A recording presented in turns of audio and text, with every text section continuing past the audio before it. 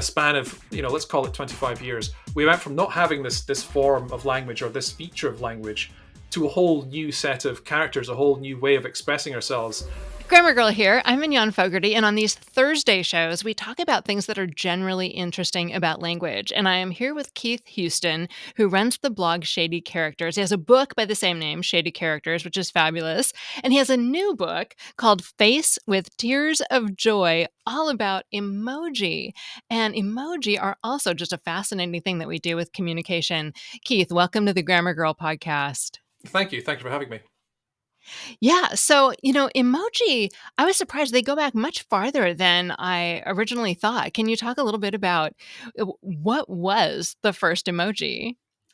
I think it depends what you mean by emoji. So um, there are smiley faces on prehistoric pots, for example, just a couple of daubs of ink or soot that show you a face.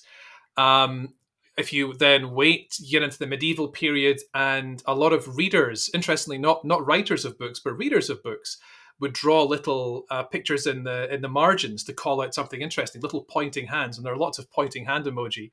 So you go from, okay, there are smiley faces and hands that look a bit like emoji, and then eventually you get into 18th century Japan, and people are printing books which are composed not of Japanese logographic writing, but of actual pictures that are entire stories told using only numbers and little pictures.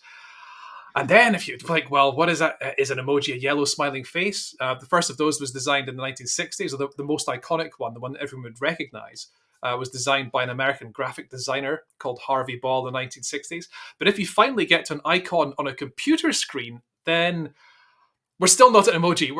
Before smartphones and before kind of smart devices, just as the home computer was becoming more popular, some of these computers had what were called, well, all computers have got what are called character sets. This is a list of characters or symbols the computer knows how to display. And some of these fairly early, late 70s, early 80s ones have got characters like little smiley faces and suits of cards and arrows and so on. And the idea was these could be used in games that used characters to represent, well, whatever, I guess a game of cards or wandering around a dungeon or something.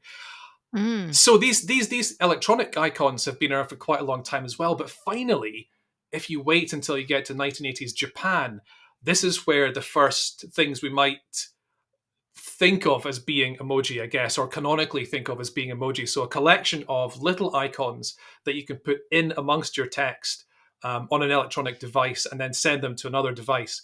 And it's not really clear Is why that they're like there. is that like the Zap Dingbats font? Was that sort of one of the earlier character sets, or is that do you consider that more on the first emoji? So Zap Dingbats is really interesting. When people printed things, when people still had to set type by hand, plucking little lead characters out of these big trays and composing entire pages, they would use what are called pi fonts. So whenever they needed a special pi, as opposed to pie, whenever they needed a special character, a mathematical character or an arrow or a hand or something, the regular fonts wouldn't have these. So they'd go to a pi font, they'd find the thing they needed, put it in, and then put it back again. Zap Dingbats is an electronic pi font. It's just a collection of characters. And back in the late 80s, early 90s, there were too many computer character sets. And you could send a document from one computer to another, and they could disagree, and you'd see just garbled text on screen. So an Hmm. organization was formed called Unicode to unify all of these different character sets together. And Zap Dingbats was quite popular at the time. And they said, you know what, we'll just take all of these. We'll just put them into this standard called Unicode, and people can use them. And that was fine. They were there. And then finally, when Unicode got interested in emoji in the early 2000s, they realized they already had lots of emoji characters in the standard because of fonts like Zap Dingbats and other Pi fonts. So they're separate, but it's convergent evolution, perhaps. So they kind of converge. So, but the first emoji, what we would think of today as emoji, were on Japanese phones, and the word emoji does come from Japan, right? It does. So it means roughly picture character. But it turns out they were actually slightly earlier than phones. The phones were, I think, Oh, 1997, 1999. Just before that, you may remember that we people, humanity used to use these personal digital assistants, little palm top computers. They weren't necessarily oh, connected to right. anything, right? Like a Palm Pilot. And lots of these were made in Japan by companies like Canon and Sharp and Fujitsu. And it turns out there's one particular, I think it's called a Sharp PA something or other, PA 8000. And this appears to have the first emoji set. But perhaps even before that, weirdly, Japan didn't really take to the home computer for quite a long time. And in some ways, it still hasn't in the same way as the Western world.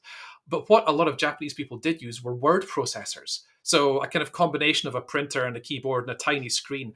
And you could enter emoji in some of these word processors. So first, it looks like it's word processors, then these little PDAs, and then finally phones and smartphones later on.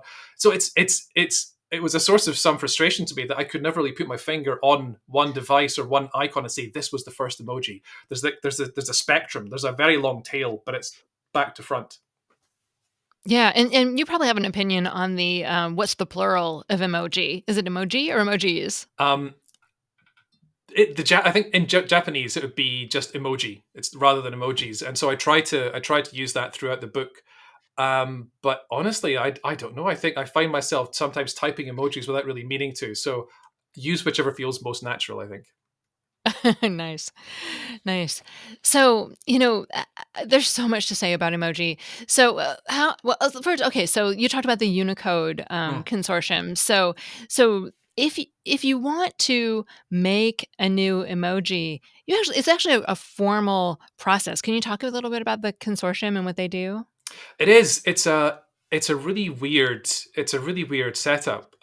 It's a non-profit corporation that is basically supported by a pile of big tech companies like Google, Apple, Meta, and so on, and they pay something like $50,000 a year to be members, and there are quite a few of them. And this company or this nonprofit has the job of maintaining this single character set that most computers understand. I think something like 98 or 99% of all web pages use emoji. Also use Unicode. Um, and they have a process whereby you can propose a new emoji. You can say, I think this symbol should be added to the current set of emoji. And they will evaluate your proposal. You need to prove a number of different things. It can't be a copyrighted icon. There needs to be some demonstrated level of need or support for it. It can't be too close to an existing emoji. They prefer it if it fills in an obvious gap in the emoji standard. So it turns out to be quite tricky to get a new emoji accepted. And in fact, Unicode has said lately that pretty much there are too many emoji, and they don't really want to just keep on adding them ad infinitum. So there's kind of an effort at the moment to slow things down and to say, can we get away without this? But there is another subtlety in that Unicode gave themselves a kind of get out of jail free card. Normally, what happens is if any new character goes into Unicode, the Unicode Consortium argues it out, they vote on it, they approve it. It goes to a whole other ISO standards organization that again is ratified. Unicode said, if you can devise a new emoji that's made up of existing emoji, and you kind of glue them together with special hidden characters, then they don't need to go through this full sort of approval process. Yeah, so some emoji are blends of 2 characters. Does that and that am I remembering right? Does that change how they're stored on the computer? Do they use less memory when they're made that way or It's more? Yeah, so what happens is there's I'll pick an example. My favorite example. There's a service dog emoji, which is a dog wearing a little high visibility vest, and under the hood, this is a dog emoji and a special kind of glue character called a zero with joiner, and then another one which is the safety vest emoji. So safety vest emoji plus dog emoji on screen is displayed as a service dog. Now it's almost like you're spelling a word. You're like spelling an emoji word with a by composing multiple emoji together. But the weird thing is there's nothing magic here. Unicode have said there is a symbol called service dog, and the way that it is spelled is this. So your computer isn't magically taking a dog and a service vest, sorry, a safety vest, and figuring out how to put them together. It knows that if it sees these two things, actually it means another thing. So there are quite a few subtleties in the way this works. But the upshot is it means that some emoji can be really costly in terms of how much storage they require, or if you send a message. It doesn't matter in most modern systems. We've got plenty of bandwidth, plenty of storage. But in an SMS message, for example, an old fashioned text message on a phone, if you use some of these emoji, you can, they can take up the same space as 2 or 4 or 8 normal characters, depending on what it is. And is that something that if I know the, like, secret code or something, I can blend any 2 emoji? Can I make a service dolphin if I want to, or is that something that has to be done by the platforms? And unfortunately, Unicode has to build your service dolphin for you. This is the thing. As neat as this is, it's not magic. It still needs a human to say we need a service dolphin emoji, and they need to agree on it, and they need to say, well, this is going to be a dolphin and a zero with joiner and a safety vest, and these together will constitute a service dolphin. Nice idea, though. I feel Yeah. I feel like we should pursue that. Yes, I like it too. You said that Unicode feels like maybe there are too many emoji, and I have to say, when I'm looking for one on my phone, especially when I don't have access to search, I feel like they are almost infinite. How many total official emoji are there? It's really hard to say. It changes from year to year, sometimes multiple times in a year, but broadly, actually, let's explain why it's difficult. So you have the first emoji Okay. were individual characters. They were brought over from fonts like Zap Dingbats, or brought over from Japanese mobile phones, and a yellow smiley face is just the one character. That's easy enough. Um, a picture of a human face, whether it's a child or just a regular person or an older person, that's also just one emoji. But if you want them to have a different skin color, then that is more emoji. There's a special emoji you can append, which will change the skin color of certain emoji. If you want to transform them from just a gender neutral person into a boy or a girl or a man or a woman or an older man or an older woman, that's another emoji that comes along and has to be appended. And so you have got some of these kind of primitive emoji, these basic ones, which are just single characters. You've got lots of other composite ones, like the service dog, service dolphin, and you've got a few other kind of special ones, like flags, for example. So every emoji flag is 2 characters. So for the UK, there's a special letter U and a special letter K that, when they're put together, they turn into a UK flag. The US Hmm. flag is a U and an S, and so on. So what all this means is that there are, depending on how you count, about 1,400 kind of basic emoji, and about 3,800 when you take into account all the composite ones as well. Wow. Yeah, that was one thing that really surprised me about your book is how political emoji actually are. Like, I forget what country it was, but the other day I was looking for a flag emoji and there was not a flag emoji for the particular country I Mm, wanted one for. And then I'm a Mac user and I didn't realize like Windows just doesn't even support the flag emoji you said. Like they just don't want to get into it because it's so political. And it was fascinating, and then, I think probably the story that people would be interested in that they wouldn't have thought of maybe mm, is the one about a person with blonde hair and mm. the history of that and how it makes it different. Yeah, person with blonde hair is it's quite a boring looking emoji. It's just a person with blonde hair. And it turns out that it's quite an old one. It was one of the ones that was imported from Japan. The Unicode kind of looked at, well, we'll look at NTT and KDDI and JPhone, all the different Japanese mobile vendors, and we'll just put all of the emoji together. And it turns out that 2 of them had blonde people as emoji. One was a blonde woman, I think. One was a blonde man. And they just kind of imported it. They said, okay, we'll turn this into a blonde person, we'll bring this into Unicode. But they also brought in a couple of other emoji from Japan as well. One of them was a person wearing a turban, and one of them was a person wearing a particular sort of Chinese cap, a kind of sort of small skull cap. And these were emoji that existed in Japan, and they were kind of a little bit problematic in some senses. So it turns out that these were emoji that were effectively meant to represent the stereotype of a Westerner, or the stereotype of an Indian person, or a stereotype of a Chinese person. And I guess it was an earlier So time. It was not unacceptable. It was perhaps wasn't as unacceptable to do that sort of thing. They were brought into Unicode, and now they're in Unicode. They were only brought in order to maintain backwards compatibility with emoji that already existed. But Unicode never removes anything. This is why mm. they're so. This is why they're so strict about what goes in, because they will never take anything out. So these are now in there as kind of reminders that we live in a different time, perhaps a better time now. It's like the Oxford English Dictionary, they never remove a word. Hmm.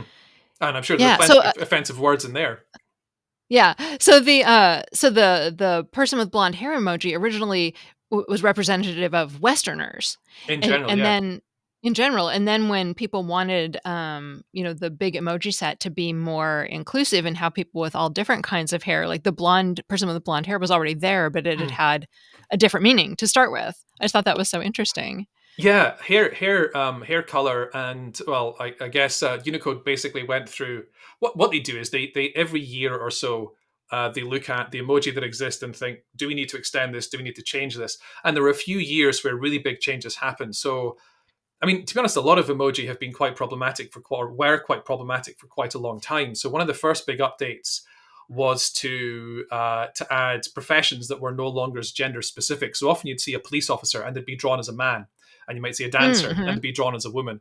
And Unicode went through a process of saying this isn't really cool. It should be possible to render these as a man or a woman, and then later as actually just gender neutral. It shouldn't matter. I mean, honestly, emoji are Mhm. so tiny. A lot of the time, I think that the gender of emoji is lost on me anyway. Um, Honestly, often I can't tell what they are, they're so hmm, small if it's not what I know. yeah. So it shouldn't matter in a sense, and yet it was quite a big deal at the time. So gender was a big thing. Skin color was another big thing. There was one year where suddenly emoji went from pretty much uniformly light skinned to yellow skinned, but you could also, as in bright yellow, cartoonish yellow, and then you could also Mhm. choose a kind of a spectrum of colors from sort of white, very light skinned, through to quite dark black skinned emoji as well.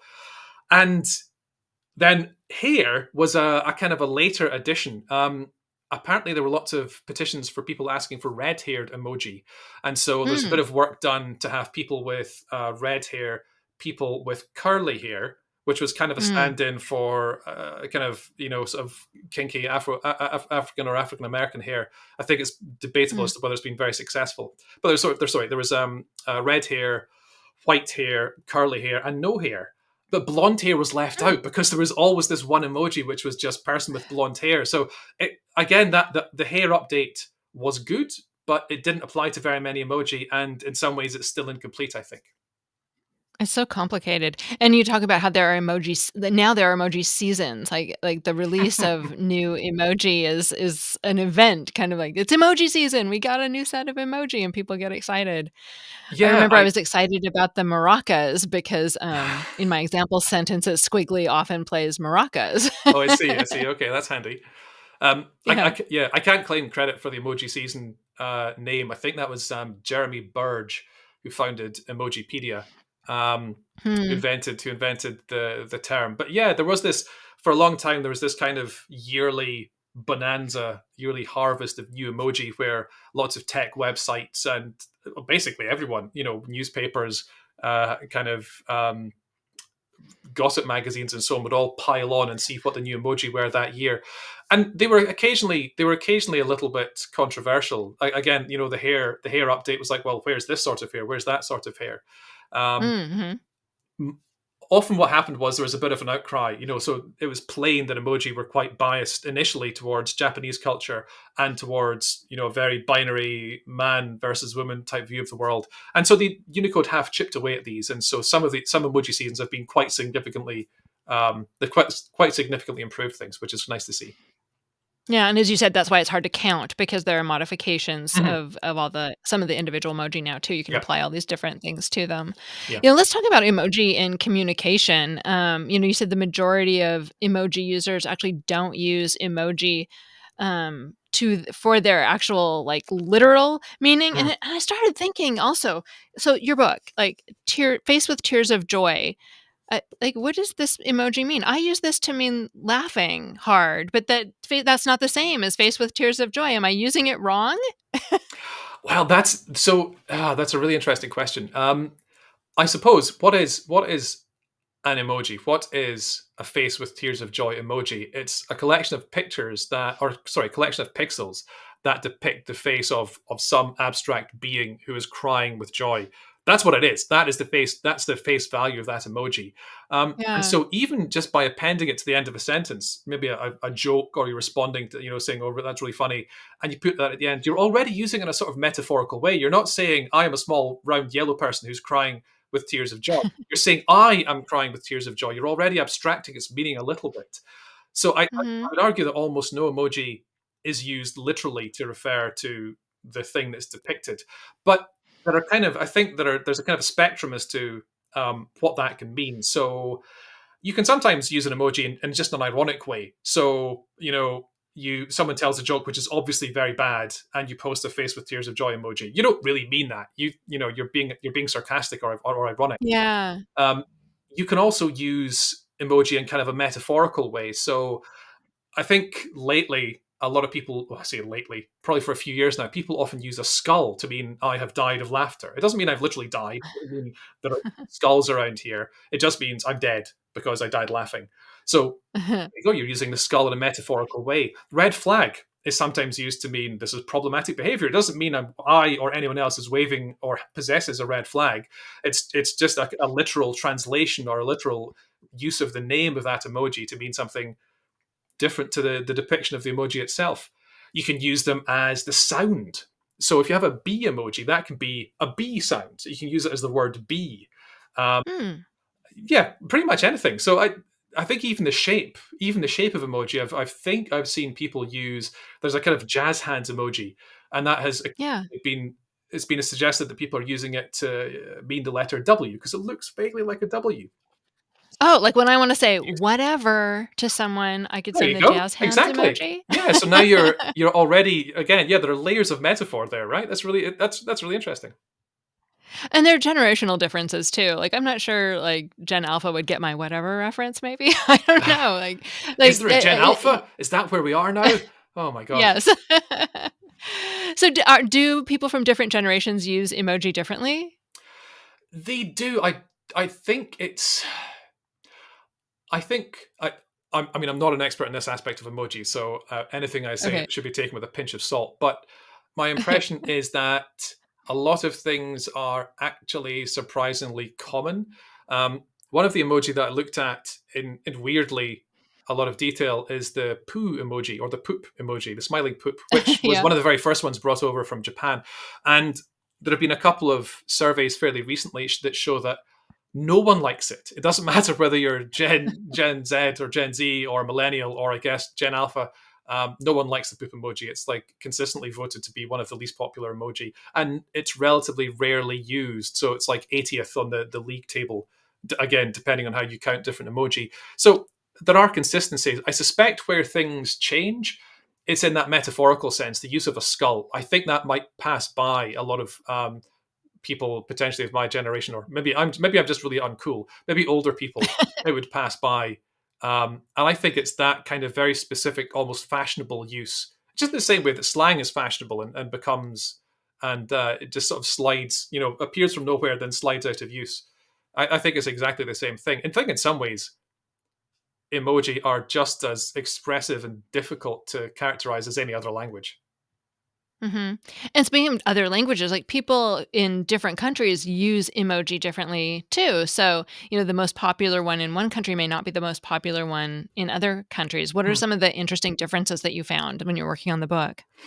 I think one of the biggest differences was there's one particular paper that looked at exactly that. It looked at emoji use in different countries, and it characterized emoji as kind of either positive or negative. Oh, geez, there were so many different ways. There were so many different axes on which they looked at particular emoji. But the one thing that stuck out with me was that basically every country in the world had face with tears of joy at the top of the list, apart from France, where it was a heart. And I thought that's quite apt. Hmm. It feels like, you know, Paris is terribly romantic. France is terribly romantic. It feels appropriate that that was different. I think there's a lot of other less exciting ones, perhaps. And again, I think a lot of them come from when emoji just kind of were imported. A good 700 emoji came out of Japan, and so they were vested with lots of cultural meaning. There are a whole pile of emoji that don't really make a lot of sense or not very useful if you're not Japanese. There's one called Moon Viewing Ceremony, which is a particular holiday or particular observance in Japan that I think makes little sense unless you follow the Shinto religion, for example. There's another one which looks like depending on how you look at it, either a pit in the ground with some steam coming out of it or a plate of hot food. That's actually the Japanese cartographic symbol for hot springs or onsen. So there are some things which can be difficult to interpret just because they're unfamiliar. But then there are others like the poop emoji where it's pretty clear what it is. But just the word in Japan, which I think is unchi, kind of carries a connotation of luck or serendipity. So it doesn't have the same cultural meaning. The poop doesn't necessarily have as negative a meaning as it might do over here. So, but again, there are 3,800 emoji, and it becomes really difficult, I think, to generalize about how things differ from one country to another.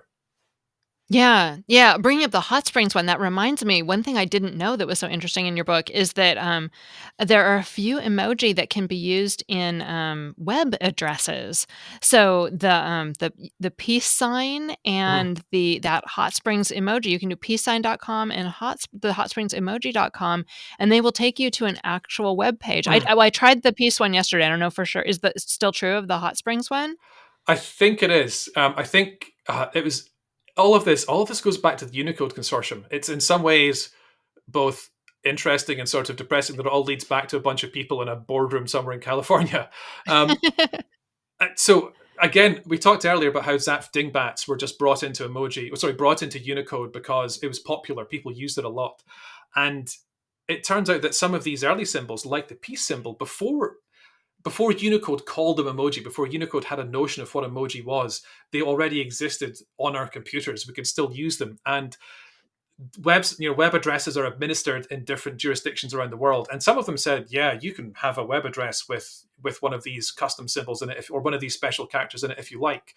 I think it's Yeah. been clamped down on now, so you can't really buy any new ones, I think, at the moment. And in fact, most of the ones that exist take you to a page that say, hey, you could buy this very distinctive domain name if you want. So they don't take you anywhere useful, they just take you to somewhere where you could pay lots of money to buy peacesign.com or whatever it happens Yeah, to be. yeah. Peacesign.com just went to something that was under construction. It wasn't an Mm, interesting web page or anything, but and yeah, yeah, you said in the book that, like, you can't have a new one. It's just yeah. these sort of legacy ones. They existed, so now they have to keep existing, Mm. and yeah, but it was fascinating. I had no idea. So, wrapping up, you wrote this whole book about emoji. So I consider you now, one of the world experts on emoji. And I'm curious if the experience of writing the book changed the way you think about them or changed the way you use them yourself.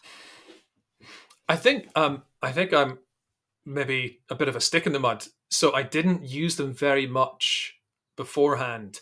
They were kind of an object of fascination. I got to the emoji book in some ways is a sequel to Shady Characters, my first book, which is all about unusual marks of punctuation. And I think for a long time, this is a bit introspective. For a long time, I was trying to figure out what I was writing about, and I think it's kind of weird forms of information technology. I think that's where I've Mhm. landed, and emoji just seemed like the obvious place to go. I remember after finishing one of the books thinking, what shall I do next? And at the time, I think it was the sort of the early 2020s. Like, that's only 5 years ago. I it feels like a lifetime.